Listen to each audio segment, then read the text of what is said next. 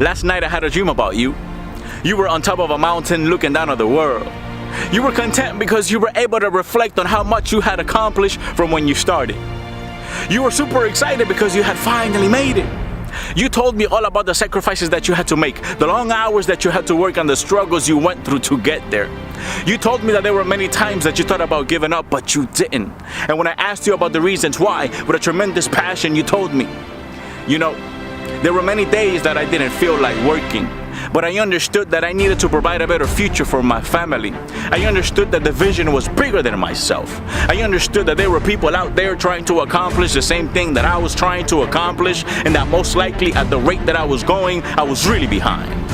They were probably putting in the work while I was at home watching my favorite TV shows.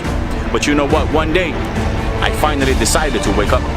I finally understood that if I didn't stop with my excuses and my laziness, I was never gonna make it.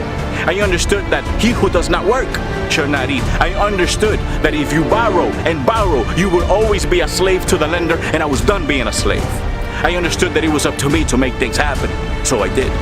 I recognized that if God had placed it in my heart, it was for a reason. So I made a decision to face my fear. I made a decision to once again get back up, and with God's help, here I am today. That was the last thing you told me as I woke up. So listen up. Today I want to encourage you to stop contemplating on those things that happened yesterday and start taking action on those things that you want to do today. So go ahead and crawl if you have to crawl, go ahead and walk if you have to walk, or run if you have to run. But keep in mind, the only thing you cannot do is give up. So go ahead and be strong and courageous, because at the end, just like your dream, your hard work will be rewarded.